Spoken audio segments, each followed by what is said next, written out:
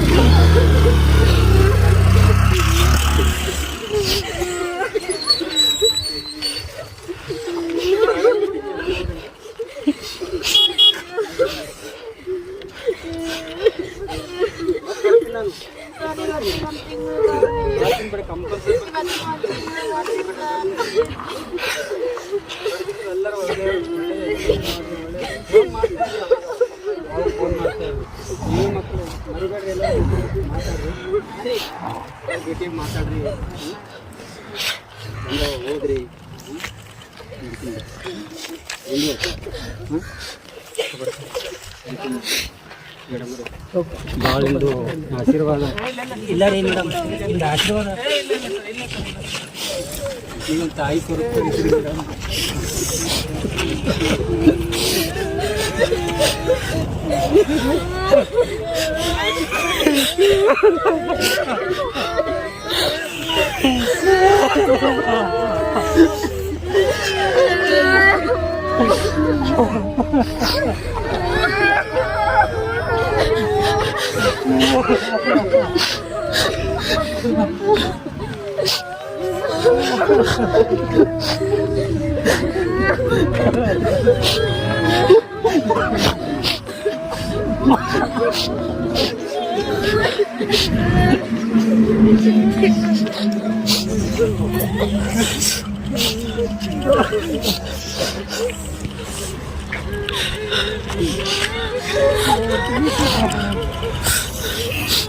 ಎಲ್ಲರೂ ಆರಾಮಾಗಿರ್ಬೇಕು.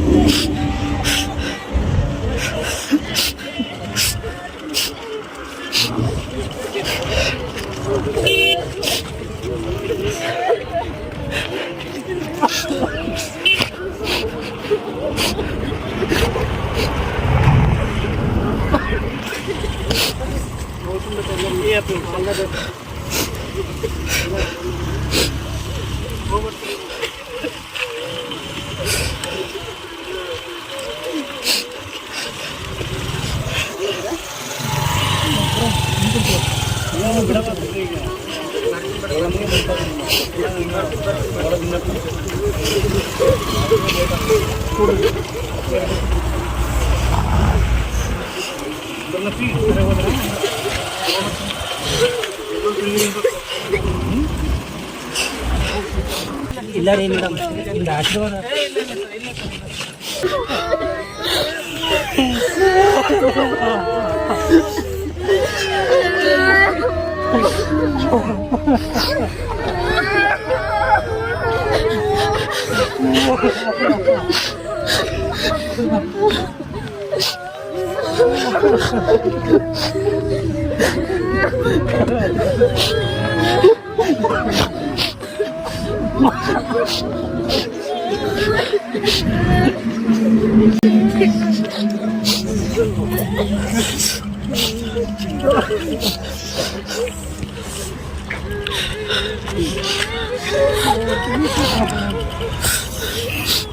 ಎಲ್ಲರೂ ಆರಾಮಾಗಿರಿ ಗೊತ್ತಾ.